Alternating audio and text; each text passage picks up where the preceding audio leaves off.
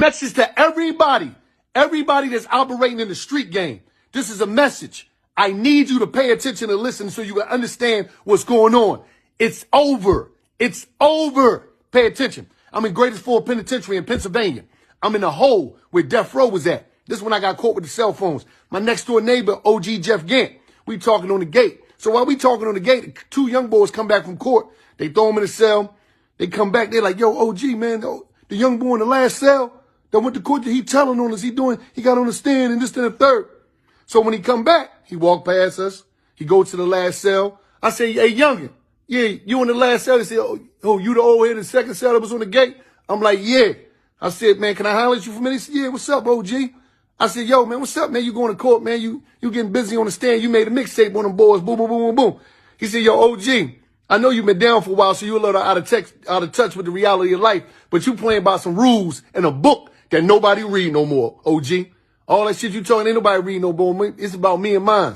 That's all this shit is about. It's about me. That day, I realized that the street game was over like never before. This was about 10 years ago. 10 years ago when I was in the hole. But now, let me just explain this to you. If you in a street game, get out. If you never was a street real, don't do it. And I'm talking to the young cats, because a lot of old dudes still reliving their second childhood. But to the young cats, get out. Please, the game is over. That's what fucked me up, because my cousin is Nipsey baby mama. You get what I'm saying? So it was like I could have probably stopped it, or it had it. Stop what? Fuck you mean? That fuck are you talking about? No, because listen. So after I talked to Nipsey and I was like, yeah, I love you, cuz, or whatever like that. I'll see you later or whatever. So I hung up the phone. I thought Big U gave wrong information. 30 minutes later, the homies blowing me up like they just killed Nipsey. And so I'm like, wait. You get a call from Big U telling you Nipsey just got killed. Yeah. You panic, call Nip. Nip answer the phone. Yeah. And you we like were just talking on regular. So it's like at the end of the day, I didn't even think about it, because you don't even warn him that you got that call from dude. No, because their relationship was so fucked up. It'd be like they be hot one minute, then they be cold the next minute, and then they be lukewarm. Like you and just 30 never minutes after you get out the phone with Nip, he get killed. Yeah, I got it. So you think he hit you a little too early? Yep, he hit me a little bit too early. So it's like, I don't know who to trust. Now let me ask you a question.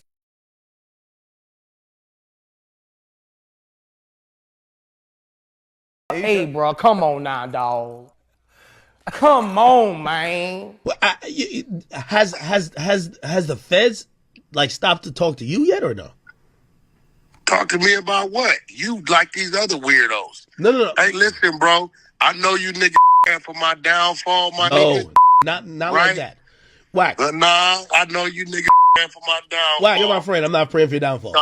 They have Big U on wiretap trying to get people to harm you. You think they're not gonna ask you? Like, no, hey, he does not. You're lying. Yeah. Stop lying. Yeah, no, all you square ass niggas. If a man that is accused in a RICO case, and he's a head guy, is constantly threatening to do something to someone, why wouldn't the cops at least show up to talk to that person? Constantly threatened where? He said it like 2-3 times. Can we just He's talking about fighting, weirdo. It still don't matter. Wack, this is why you're good. If the police... I know why you good. No, Wack. You over here square your act. Let's establish this. You're the square, nigga. No, I know. You don't know I know, but I got a hell of a brain. You don't know nothing about. You ain't never even been booked. Hold on. You don't know what the fuck you be talking about half the time. Wack, I think neither one of us has had federal charges. Yo, Wack, it makes you sense. You a weirdo too. You nigga. Let me break something down, Act. Y'all want to put me in something. No. It's not putting you in anything. Okay, but Wack, you're still taking a point. No, I'm not. If they talk to Adam, you wasn't talking. Like, man, you weird as a mother. Listen. If you assume they talk to me, then I assume your woman's a transgender. You fucking man. That's where we at. Okay, let me ask you this for the record. If they subpoenaed you to answer questions, would you? Hey, bro, check this out. Academics, I ain't gonna tell you again, bro. Okay. Stop trying to put me in something. No. You and the rest of these bitch ass niggas are trying to incorporate me in something that ain't got nothing to do with me, homie. You be alright, nigga. You tough, right? Brick, What up, chump? are we good? Yeah, it's love. Well, I don't think you guys should be good so quickly because you are out here trying to convince the whole world that he's a snitch, one of the worst labels you could put on a motherfucker from the streets. Listen, I got questions, Brick. Yeah. Yeah. All right. On the video, you caught about 4 straight Class A felonies in Georgia, back to back to back to back, in the span of 2 years. Yeah. And you never went to prison. What the fuck happened? I had a great attorney. I went to trial. How you say that shit disappeared when I went to trial on the gun case? Hey, bro, come on now, dog. Come on, man. Been a lot of shit going on in LA. A bunch of going to jail and getting out and ain't telling nobody they went to jail. But I'm gonna stay tuned. I ain't gonna say nothing on this one. I'm gonna sit back and watch the show. Just know, like to come on here and be funny about what is lying about. Don't want to talk about the real. If you we want to see that bail receipt. We want to see why the fuck you out of jail. Cause your own homies is called early in the morning talking about went to jail and now they out. And the social media was down 3-4 days. Now it's back on all of a sudden. You own it. Wack, what the fuck is going on? You got from your neighborhood telling us 3 weeks ago certain gonna get picked up on RICOs. 3 weeks later, was picked up by the federales. How the fuck did this nigga know that you was gonna get picked up 3 weeks prior? Whole lot going on. But that's up to you real all outside. Y'all just remember I spoke on it today, so when it hit and it break, I'ma sit back and laugh. I'ma go on live. I'ma hit Tone from Blackstone with all the beard and the dreads, and I'ma laugh with him like you did about a bitch line. But listen, nevertheless, what's going on? Production in the hood. That's how we do it, you know, man. Top flight, baby. Security. GB running this here movie set in the hood. Come on out here. Coming out here and checking in with GB, getting these movies done. You better know it. Anytime you want to do movies in the hood, just check it in. We can make sure it's done. Movies, videos. But if you don't check it in, Oh, well. Let's go check your ass out. we gonna check you in, all right? So with the Rolling 60s indictments in the Big U case, right, the RICO case, this ain't only going on in Los Angeles, bro. This is going on statewide. It's a statewide sweep for gang tasks. And then I remember when Donald Trump was like, he's getting rid of all gangs in America 2025.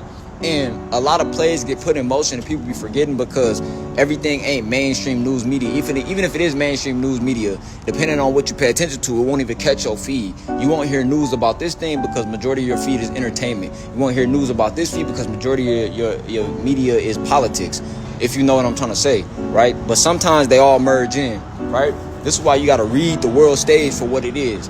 But people don't be realizing what I be doing. It's all good, though. I don't care. But when it comes to this whole gang indictment, Rolling 60s, anybody that's out here claiming gangs and they own interviews, internet, those are informants. Those are agents, bro. I don't care what nobody say because you can't be boldly out here doing things, even if you got a pass. Most of the things that they speaking on, it's no statute of limitations, especially certain shit. So it'll be like, bro, you coming on this internet talking crazy, then these it's not like all the people you talk about is not associated with no more. So if you ain't associated with some shit, but everybody else is, you putting a light on them, you making it hot. That's like called making a block hot.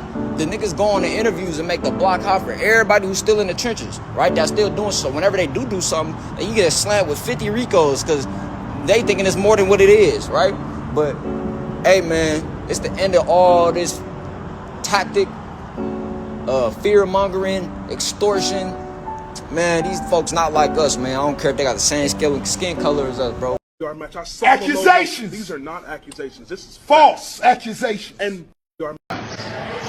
So I committed a double homicide at the age of 13 years old. At the age of 15, my case had ran its course through the court, and I was sitting here to this prison in 1989. Double homicide, yes, sir. At the age of 13. 13, yes, sir. That's very, very young. It's tragic, to say the least, and it is very young. Absolutely, it's unheard of. You know, wow, it's unspeakable, to say the least. Even reflecting on it almost 25 years later. In August, it'll be 25 years since that crime took place. It's still very vivid. It's still very poignant. It still resonates, and it still has the same amount of tragic elements involved in it now as it did then. And it will always be with me for the rest of my life. I always say it's like an albatross around my neck. No matter where I go or what I do for the rest of my life, it'll always be with me. What were the circumstances which led up to the incident which led you in prison at the age of 15? Me and a friend had basically planned to get money to go to a fair, and to do so we're going to cut grass, and we went to a home basically, and they said they didn't want their grass cut, and rather than continue on the vein and go to the next home, we decided to push into the home essentially, and it ended in a double homicide. It's that simple. And for our complicity in that crime, I was sentenced to 170 years, 170. You got a sentence of 170 years. Yes, sir. However you cut that, you are not going to get out of here. I'm eligible for parole when I turn 100 years old. Have you ever thought about all the things that you have missed that other 15-year-olds go through as part of their normal lives? Absolutely. I've never been to the prom. I've never driven a car. I've never had a driver's license. I've never filed tax returns. I've never been on an airplane. I've never traveled abroad. Should I continue? My life has been lived in this prison, and it seems as though I've been in this prison so long that I've never been free. 25 years in prison, you know, it's a long time. Especially when you come in at the age of 15. Yeah, really.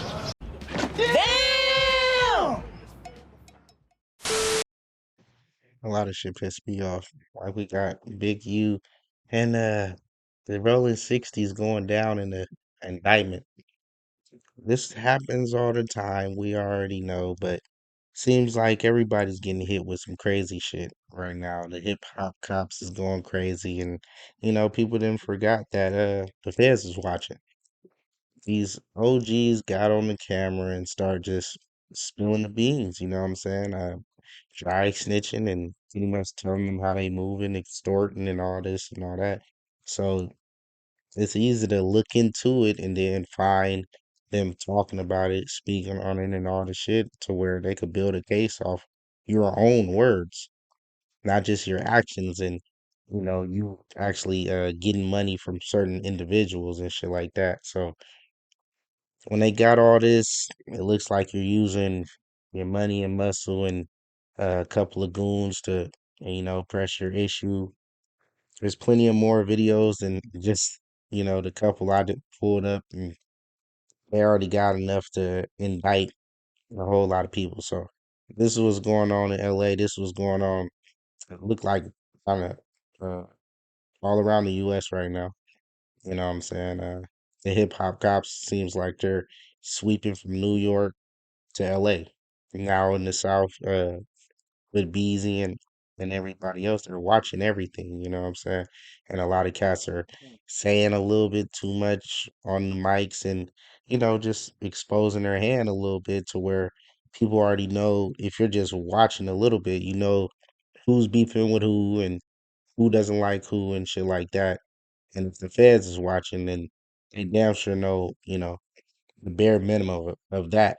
And then when the streets get to talking and people getting paid for ratting and shit like that, then it's just easy to take down an organization in a year or two uh, with a little bit of money and a little bit of counterintelligence, if you will. You know, Big U been moving shit like this in LA for years. You know what I'm saying? Been pressing this issue. I guess maybe it was from the young man that supposedly he uh, took out. That was all in the indictment and stuff like that. To where now, uh, what was it? Wack 100 is pretty much running around acting like he, broke the case and what I'm saying, knew all the facts about the shit before it got exposed because he had a line with the young lady that was talking about it. I already made a video on all this shit, but this is what happens when people just be running their mouth on the internet and trying to expose their hand and clout as a motherfucker. You know what I'm saying? Just like with Dirk, like he was exposing his hand, letting everybody know. Nigga slid. I told you. Damn near told you what time. Uh, what was it? Mo 3 could have went down for some shit he was rapping about because niggas started putting shit together and his. By the time it hit the internet, the feds already know about it. Believe me, is nobody's really exposing shit on the internet. We're just responding to the shit. You know what I'm saying? There might be some inside people that be right there in the midst of things and might get the call and if they have uh, uh enough self snitch in them, then sit there and tell who they know or because he's gonna get hemmed up by him exposing be the first to expose some shit. Your ass gonna be hemmed up. You know what I'm saying? So these dudes are saying that they knew the inside scoop of who got killed first or who was about to get killed. Like you're dead. You know what I'm saying? So don't be the first to always try to report the story. You know what I'm saying? Let the story simmer and shit like that for your ass be hemmed up in some shit like Brick Baby because he always want to be exposing the story and the first to know things. You know what I'm saying? And that might be believe me, they running counterintelligence on all this shit. Like these niggas might be plans, bro. Like you gotta understand that they ain't just watching everything. They're uh, reacting first. They go throw people in the midst and hey, bring him over here. Oh, he got caught for that. Bring him over here. Let me see what he know. And hey, I need you to go do this. And 8 years ago, Rick Baby was somewhere else, and you know, supposedly he. I don't know. Hey, yeah, they gonna find out all that in the in the indictment. You know what I'm saying? Because, like I said, they put people in position to listen to everything that's going on in the streets.